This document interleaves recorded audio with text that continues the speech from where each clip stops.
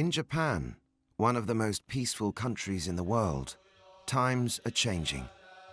A succession of brutal, horrific murders have shocked the nation. Murders committed not by hardened criminals or the secretive Japanese mafia, but by middle-class teenagers with no criminal record, killing indiscriminately. Japan is in a serious crisis with its teenagers committing gruesome, terrible crimes, killing their classmates, killing kids in the neighborhood. They can destroy, they can attack. And that is incredibly frightening. ここでその相手を殴った場所は顔と血が出てないでも口から泡吹いてで白目向いてたのを覚えてます。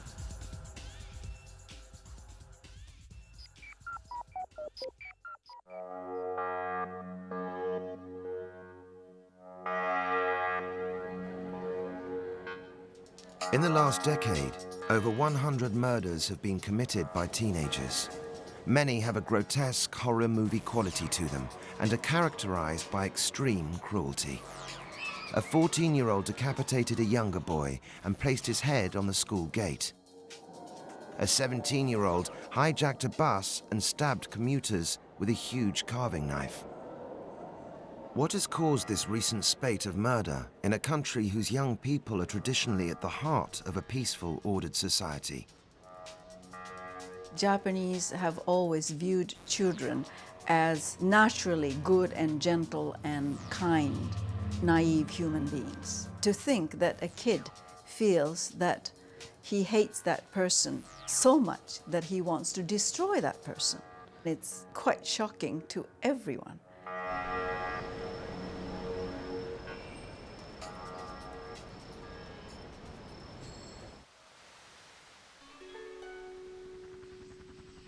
One of the first cases that shattered the serenity of Japanese life happened in 1993 in a quiet northern town called Shinjo.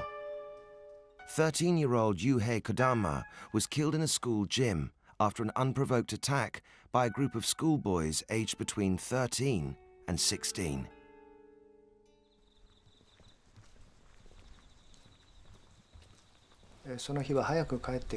On the day he died, my wife reminded him that he was supposed to come home early for an English lesson. He said, I know, I'm off now.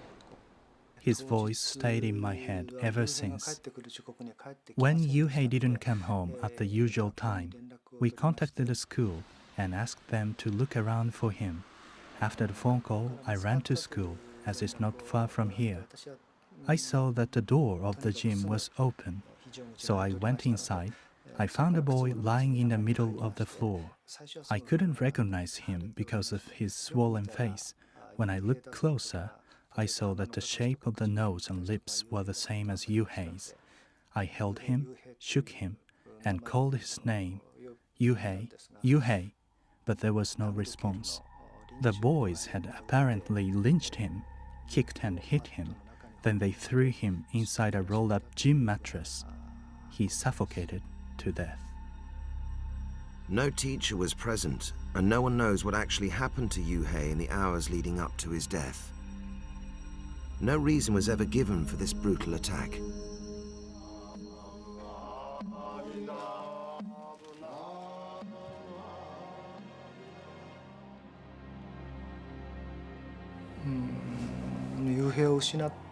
For 2 or 3 years after we lost Yuh-hey, we felt lost too.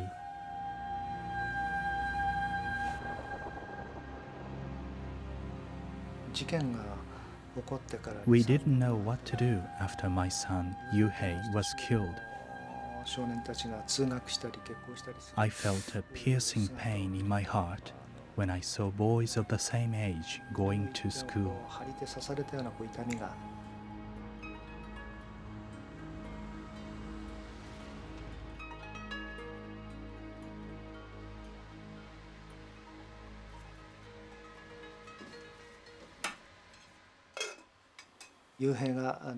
Yuh-hey died on the 13th of January.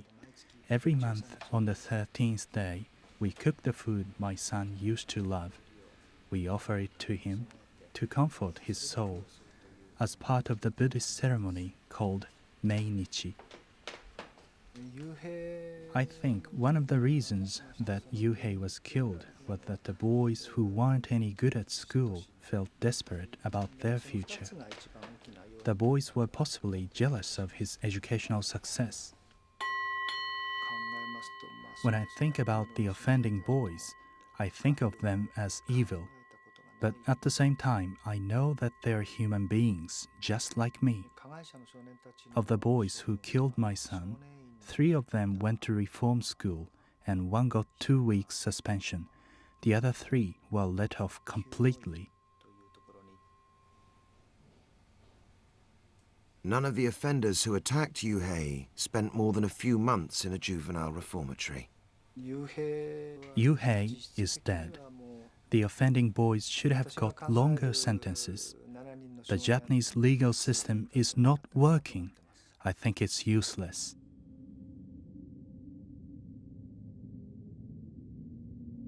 The Japanese Prime Minister acknowledged that Yuh-hey's death was only the tip of the iceberg. He blamed the intense competition in Japanese schools for this kind of incident.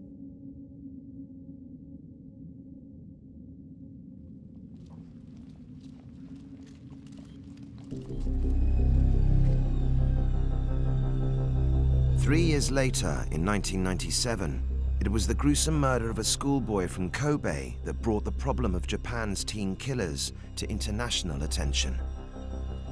A 14-year-old student abducted 11-year-old Jun Hasei from school and took him into nearby hills. He then tortured, strangled, and decapitated him. The severed head was left on the school gates. The police assumed that they were dealing with a psychotic adult. When the identity of the killer was discovered, there was universal astonishment and disbelief. I was very shocked when I found out the offender was the same age as my own child. The 14-year-old killer placed a note in the mouth of his victim's severed head, which read, "I desperately want to see people die. Nothing makes me more excited than killing. Now the game begins." In another note he wrote, "I want to take revenge on the compulsory education system that has made me transparent and invisible." These were sentiments shared by many Japanese schoolchildren.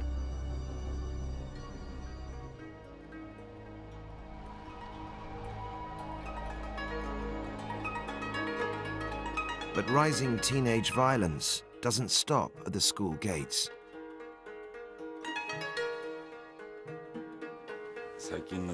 I'm really worried about the escalation of violent juvenile crime.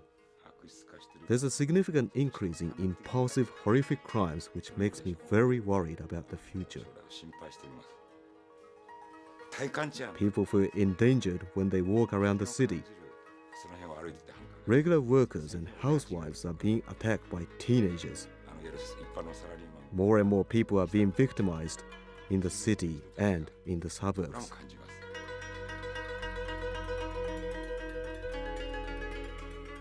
It's not just random acts of teenage violence that are plaguing Japanese towns and cities. There are over 1,000 teenage motorbike gangs known as the Bozuzuku throughout Japan.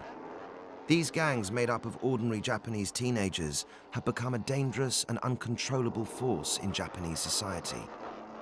Surprisingly, there is almost no gun culture in the teen motorbike gangs. They roam around in uniforms at weekends late at night. Big groups of them on stolen or modified bikes. Most carry knives or baseball bats. If the enemy attacks them, they hit them with these metal baseball bats. They're also used for robberies. That's the reality.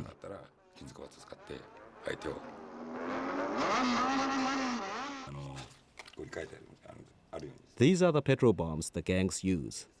They are quite primitive. They simply fill the bottle with petrol, insert a piece of cloth, and light it. When they smash the bottle, the petrol vaporizes and explodes. This is a knife used in a murder case involving a motorbike gang. This is a butterfly knife. It's the same one that was used by a student who stabbed a teacher in Tochigi. You can open it quickly with one hand.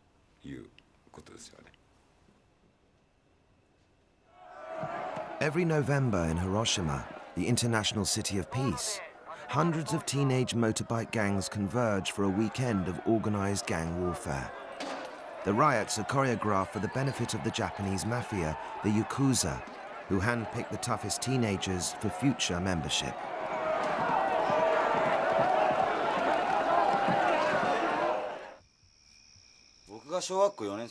There were 2 Bosozoku motorbike gang members near where I lived, and I worshipped them. They looked really cool. I wanted to become a Yakuza, so I decided to join the motorbike gang. Orca and his friend have both served time for killing rival gang members in organized fights. This is from a newspaper reporting a fight we had. It was in all the papers and on the television news. Our friend was killed and the enemy lost someone too. I'll tell you about this one incident. It was around July when we decided to confront a rival gang in our territory. We attacked 2 of them. One injured his head but managed to escape. We kept the other one hostage and beat him unconscious. It went too far to have people die, but I wouldn't forgive the enemy. If they attack you, you attack them back. I was charged with manslaughter.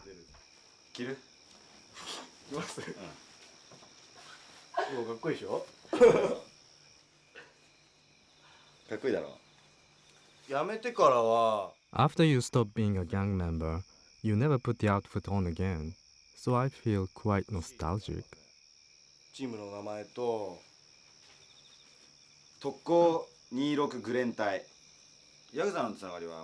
Although we've retired, we still have links with the Bosozoku bike gang as well as the Yakuza.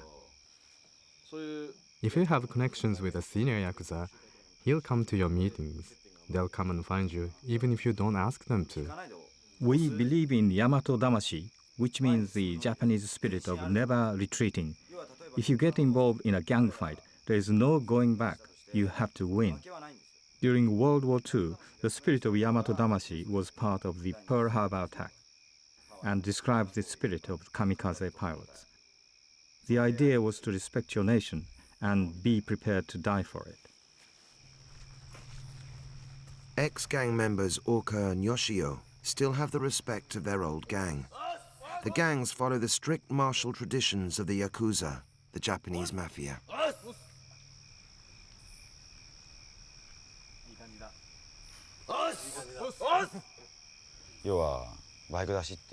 This is a Bosozoku bike gang, which runs wild looking for fights.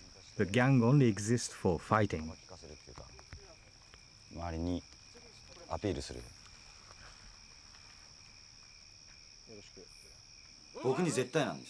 They see me as the almighty, the senior, the old boy. Whatever I ask the others to do, they have to obey. They'll just answer yes sir to whatever I tell them to do.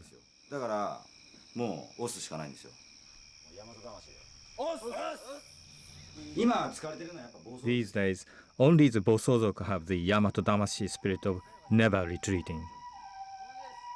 The gangs are under constant surveillance from the police. Motorbike gangs have been around a long time, but now they're much more violent, stealing money and killing people.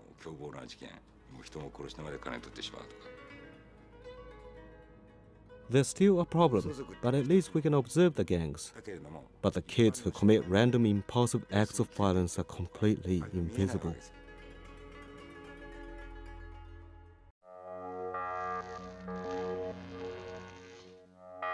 Each year in Japan, blatant, reckless acts of teenage violence are increasing. The Japanese people are at a loss to understand why this is happening in their country, where overall crime is still much lower than Europe or the US. In May 2000, a 17-year-old boy hijacked a bus full of commuters. For 15 hours, Japanese television broadcast live the police pursuit of the bus. In the bus, he had a huge knife. He took the knife out and told people, "I'm hijacking the bus." The hostages didn't take it seriously at first. His mother was watching the news covering the bus hijacking. She wondered who could do such a thing. As the pictures got clearer, she recognized with horror the face of her son. The bus was eventually blocked by police on the outskirts of Hiroshima. A 3-hour standoff began. After a while, the Hiroshima police brought his parents and a psychiatrist to the scene by helicopter. First, the doctor tried to talk to him through the window, but that made him furious. Next, the father tried, but the police stopped him. The mother cried and screamed that she wanted him to stop, but in the end, it was all hopeless.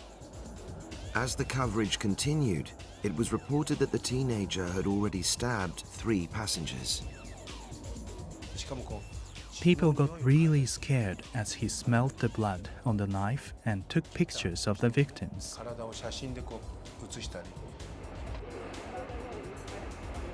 In the early hours of the morning, the police decided to storm the bus. One woman was found dead from multiple stab wounds. The killer had no previous criminal record. It was his time at school that had apparently made him mentally unstable. He wrote privately, "If I cannot succeed in an orthodox way, at least I can succeed in a criminal world." He was an isolated figure who had failed his high school entrance exam. That led him to skip school and become depressed. He got more and more withdrawn at home and played TV games in his room all day.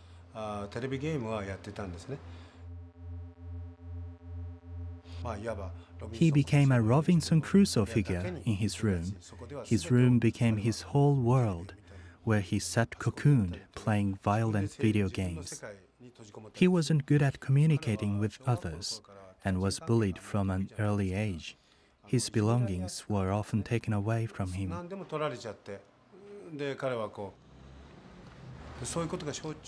At high school, he was told unless he jumped out of the 4th floor, his pencil case wouldn't be returned. So he jumped and broke his vertebrae. But after the bus hijacking, they've all denied there was any bullying. This is the biggest problem. Why was the school silent? If there was no bullying, then fine. But the school ordered the students not to talk about it. The Japanese now have a term for random, motiveless, and explosive violence committed by teens. They call it kireru, which means to snap or explode. What is causing these kids to kireru is the subject of intense debate in Japan. When we're talking about kireru, what they mean by that is that they are unable to express themselves verbally. They simply, jump and start acting violently. Japanese have always made friends with machines. In other words, they know it is a machine, and yet they want to establish a quasi-relationship with the machine. Children think video games serve their needs better than the real human friends because you can manipulate the games more easily than you can manage human relationships.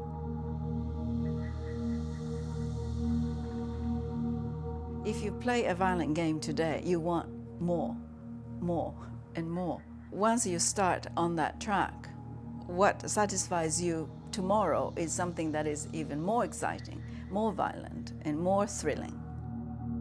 Quite a few children stay in his own world with his own interest, and he's quite a maniac about certain things, and live in this virtual world of their own choice. Masaya Tanaka is a typical 17-year-old school kid from a middle-class family background. His father works abroad and his mother is an art teacher. I started playing these games when I was 2 years old, so I've been playing for 15 years now. The games I like most are the combat games. For Messiah, playing games are a release from the everyday pressures of school. Although he has never been involved in violence, he isn't surprised that other kids do snap.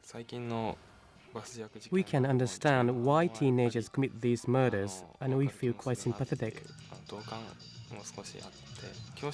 Of course, the teachers dismissed them as unacceptable, but for us under pressure, we understood them.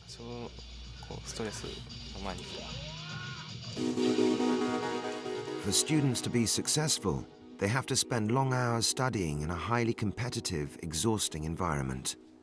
They're known as the 7-Eleven kids.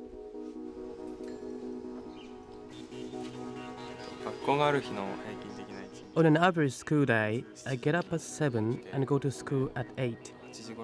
School finishes at 5, and after that, I go to cramming school.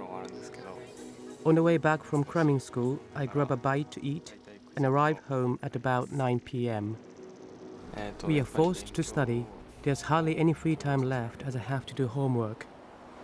The life kids lead today is made up of great pressure at home from the parents to succeed, and in school where everything is rather competitive. I can understand why kids can go mad at times. In 1992, I surveyed 1,800 junior and high school students.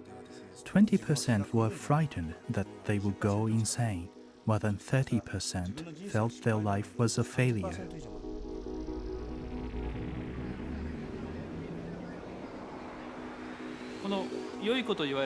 The good students build up a lot of suppressed pressures and frustrations. Nobody can predict when these pressures will explode, causing serious violence. These are not problem kids, but good boys and girls who have broken down.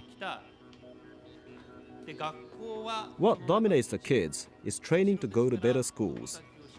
Do it now or you will fail. Enormous pressure on kids of this age.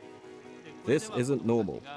How can kids nourish their emotions, listen to music, or create precious childhood memories with friends? They don't have time for any of this. I believe this lies at the heart of why Japanese kids are becoming strange.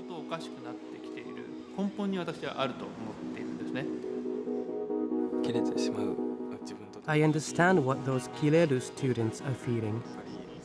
They are under lots of pressure from school. I think the increased stress can trigger these crimes. Japanese school kids are subjected to a rigorous series of exams to get into top high schools, the only way to university and a good job. By the age of 15, 80% of school kids have failed this vital exam, and many have lost hope. It's become the norm to send kids to extra cramming schools. This makes them really exhausted. More and more of them can't make it through the exam wall.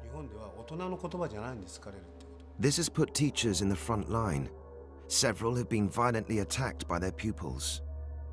Last year, at another school, a teacher was shot in the face at point-blank range with an air rifle after he scolded a boy for being late. Other teachers have been stabbed by knife-wielding students. On school open days, we have to ask parents to help with the security of the kids. Teachers are not enough. You can't predict where trouble will break out next. It's crisis management. 4 years ago, at this high school outside Osaka, an incident happened which changed everything. A 16-year-old boy named Takakazu Take was brutally attacked by a boy from another school. We couldn't protect this student, and this has caused us a lot of pain. Words cannot express our shock.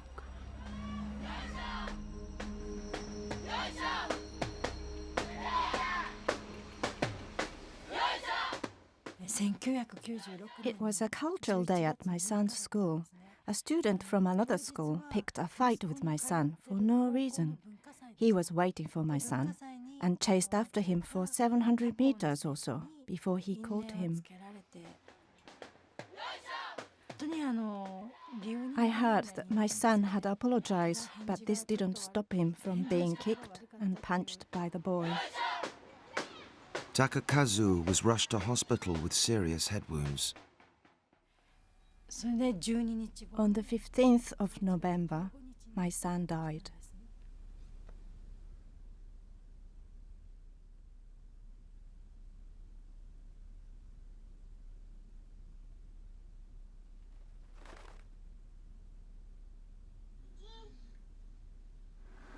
This is my son.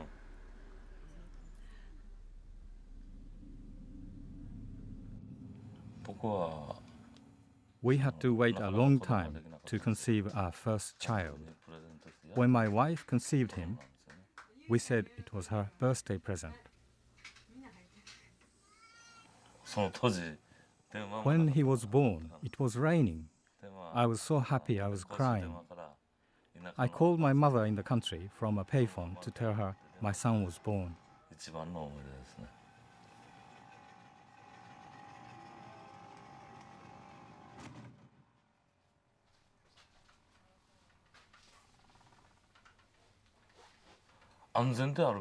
School is supposed to be the safest place in the area. So why does a boy who left for school in the morning, absolutely healthy, have to come back home as a corpse? The incident was such a sudden event, and because it involved a juvenile, we weren't informed or anything.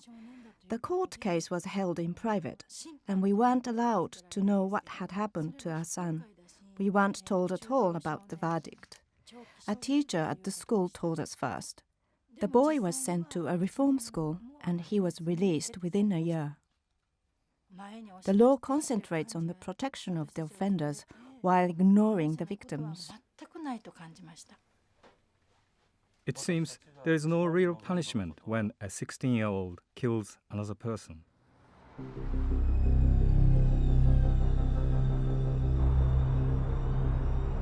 Mr. Take felt that his son's killer had got away with murder and was unable to cope with his grief.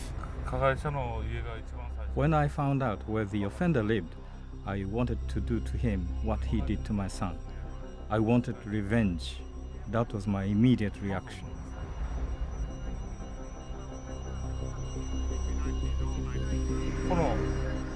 That killer's house is just over there. That one, that white house over there. I get really angry thinking that the boy who killed my son may be watching TV or having dinner in that house. He's living normally after killing my son. He gave us no apology, and this makes me furious. Right after the incident, I drove here several times. I thought, what if I saw the guy and just hit him with my car? I could say, oh sorry, I was just careless, and get away with it.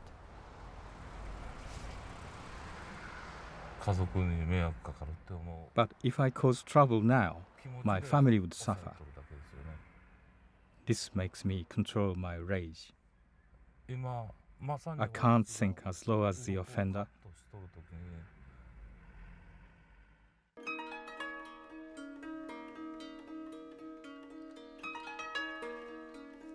Mr. and Mrs. Take began to blame each other for their son's death. We fought with each other, shouting and turning the dinner table upside down. The neighbors could hear us fighting, as our house is so small. We had two options, either to get divorced or live in hell together. The frustrations were overwhelming because we couldn't speak out or find out any information. Although it is completely against Japanese tradition to discuss private grief openly, the Takes decided to go public. I remember my husband asked if it would be all right to give up our privacy. I said yes. We wanted people to know about the case. We made up our minds to make our voices heard. The Takes have set up the first ever victim support group in Japan. They are the first to openly challenge the juvenile law, which they believe is soft on teen killers and ignores the victims' families. The Takeis want open trials in teenage murder cases and tougher sentencing for young killers. In May 2000, another murder horrified Japan and added an even greater sense of urgency to the Takeis campaign. A 17-year-old schoolboy randomly stabbed to death an old lady in Aichi, central Japan. After his arrest, he apparently told police he committed the murder because he wanted to have the experience of killing while still a juvenile.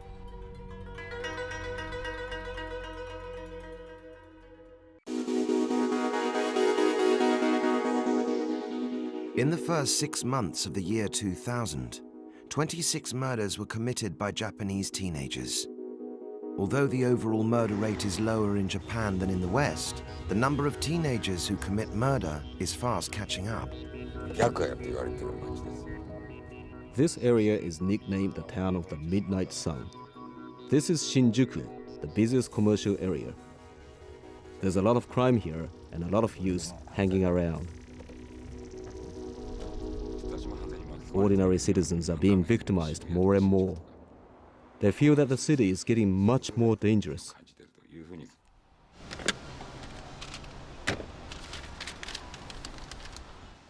These are some guys caught on surveillance camera attacking somebody. That's the boss. Number 2, this is the guy who did the stabbing.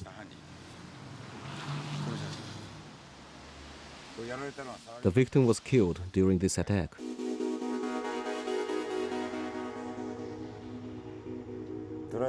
In Tokyo alone, there are about 60 youth gangs. In total, that's about 800 to 1,000 members. They commit murder and robbery. They even abduct girls and rape them. Some of the kids who join the gangs are not delinquents, but are from middle-class backgrounds. These teenagers are united by more than friendship. They're all ex-gang members, and 3 of them have done time in Japanese reformatories for serious crime. Yoshio Suzuki served 14 months for killing another gang member when he was 17. He agreed to be interviewed if we concealed his identity. He comes from a middle-class background and lives with his family in an expensive suburb of Tokyo. Whatever I asked for, my parents agreed. They brought me up in a really carefree environment. When I started high school, I soon dropped out. I got bored playing around and wanted something else. My friend asked me to join the gang. It looked like fun and I wanted excitement.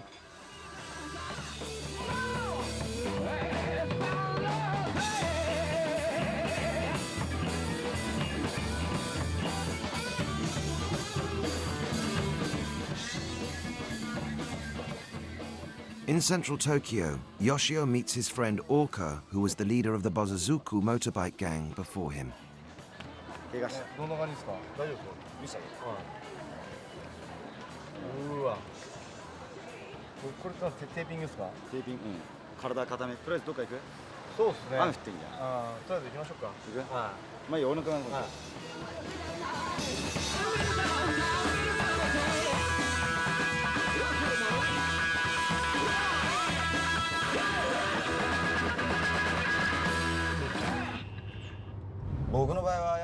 For me, I liked the fighting most. I enjoyed intimidating the other gangs and making our gang stand out.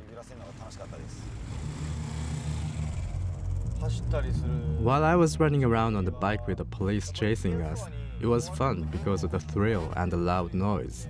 It made us feel really special. I didn't worry about getting arrested. Even if you were caught, you would only get a month at the juvenile reformatory, or a year at most if things went badly. Compared to adults, the punishment for us is short. That was definitely at the back of my mind. Most of the teenagers in the bike gangs know that they will only get light punishments. The gangs are on bikes, 20 or 30 spread across the road, driving slowly. A car behind beeps at them and they stop and attack the car with baseball bats, smashing the windscreen. They ride freely all over the road. If you don't know who they are and you get in their way, they'll target you. They don't care who the victim is. Every weekend they're all around here.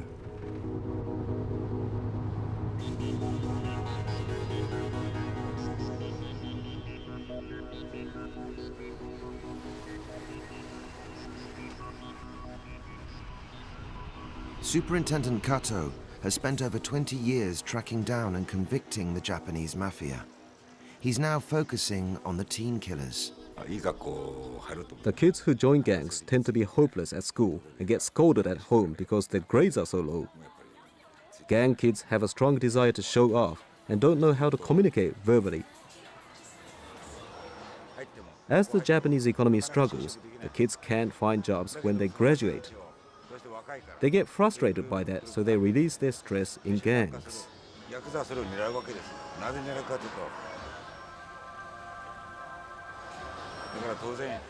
The Yakuza target those gangs to join them. If there's a physically strong gang member, the Yakuza will recruit him. They are like their reserve troops.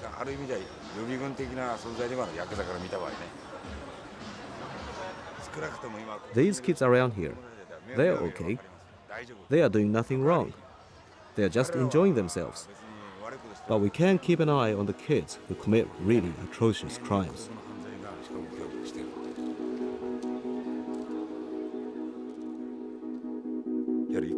Some frustrated young students who fail entrance exams get together in groups and attack the homeless who can't fight back.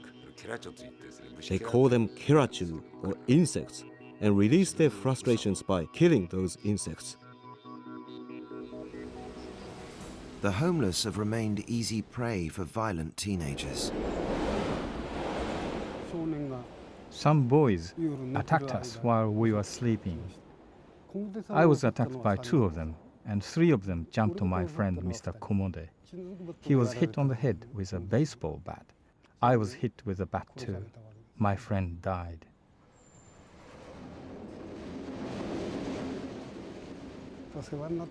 He really looked after me. The loss was a big blow, a real shock. There are so many cases in Japan now. The law is too soft. These boys know that they can get away with it.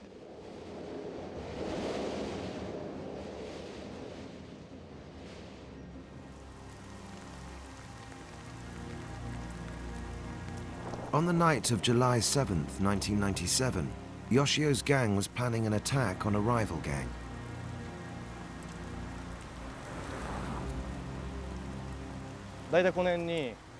There was about 50 of us around here. I haven't been here for a while. This is the spot that somebody actually died.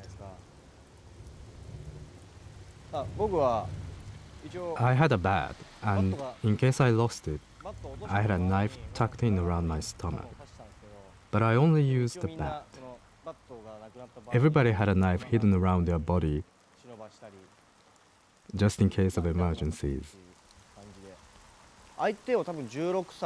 The opponent was 16 or 17 years old, about the same age as me. When his bike came towards us, I hit him with the bat. He fell right over, and 4 or 5 of us laid into him on the ground. The victim was a complete stranger. The only thing I knew about him was that he belonged to the enemy gang. I just kept fighting. I was in a state of intense excitement. I don't remember much about it. I didn't care about anybody back then. The only thing that mattered was having fun. I didn't think a person could die so easily. He looked okay to me, and then, well, you know.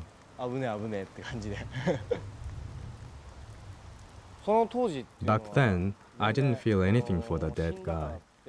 I was only thinking about me and about how to escape from the police. I didn't care at all about the victim. Yoshio was finally caught and convicted for killing the rival gang member. He was sentenced to 14 months in a juvenile reformatory.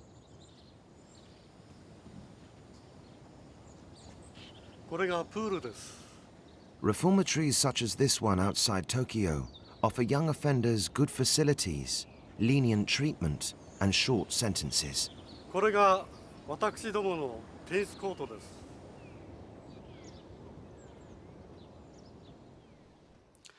私どもの園長です。The Japanese way of dealing with young offenders dates from an era when extreme teenage violence was practically non-existent.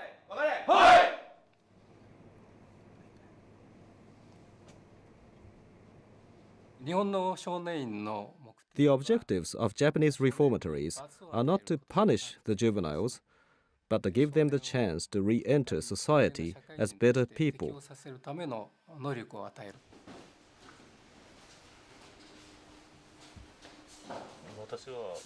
I think the reason why juvenile crime is getting worse is the lack of punishment. Teenagers learn that you will receive a light punishment for killing somebody. The longest you will get is a year in a reformatory. This situation is bound to make juvenile crime worse.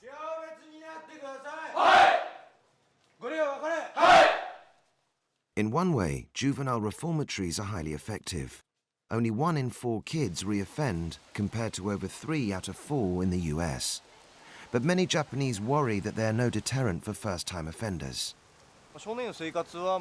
Life in the reformatory was so regular and healthy compared to the life I lived before I went there. You get up and have your breakfast at a certain time, exercise at a certain time. It's really regular. After I came out of the reformatory, I started believing that I could do something with my life.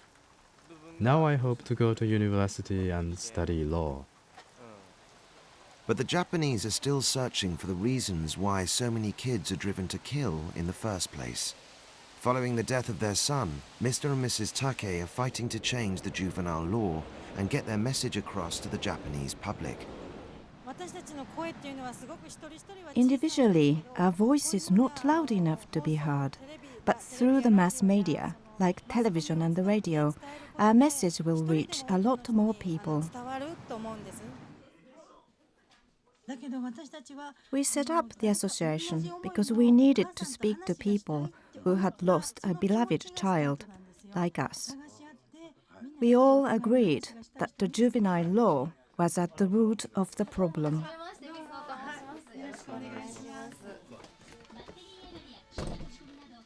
We didn't receive any information about how our child was killed. We weren't even given the name of the offender. As parents of the victims, we need to know exactly what happened to our children so we can rebuild our lives.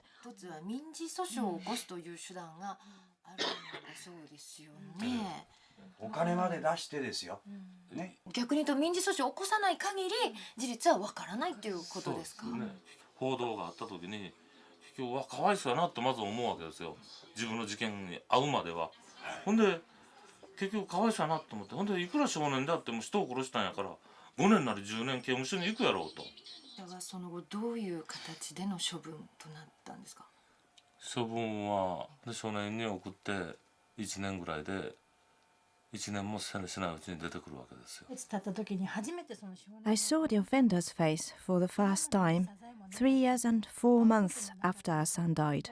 There's been no apology, no chance to meet him, and he's got away with it without showing any remorse. When I saw the offender in court, he was no longer a boy, but a grown man. I couldn't look at his face. My son stopped growing at 16, but his killer grew into a man. I was so overwhelmed with sorrow. I missed my son so much. The current juvenile law was established in 1945 when the main crimes were stealing, shoplifting and fighting. The situation has changed drastically since then, so the law should be updated, shouldn't it? The Take's public demand for a review of juvenile law has huge grassroots support. Japan's widespread revulsion at kids who kill has provoked an angry national debate far exceeding that of the Bulger case in the UK. I spent a year and 2 months in the reformatory. If you ask me, I feel like the sentence was too short.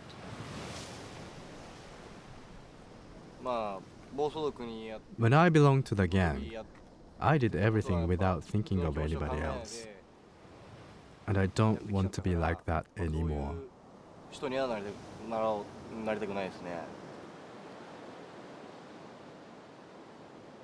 When I look back, I feel a responsibility towards his family. If I could turn the clock back, I would have behaved with more courage. I was mentally weak. As for my future, I'm at the stage where things are just starting and I have some hope. But I'm not sure what will happen yet.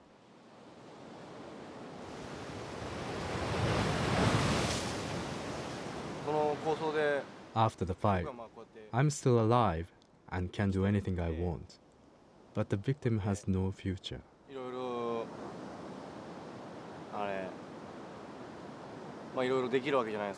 He was the son of parents who brought him up well. When I look back, I feel responsible. I feel sorry for his family.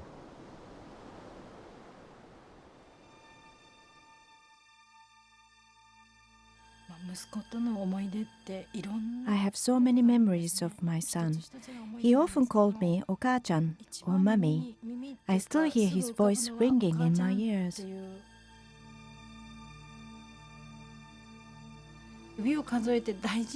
I really cared for my son as I brought him up.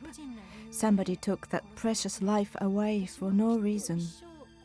I don't think I can ever forgive that.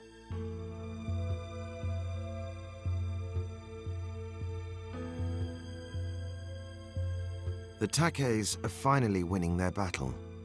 They have recently heard that teenagers who kill are now more likely to face open criminal trials and longer sentences.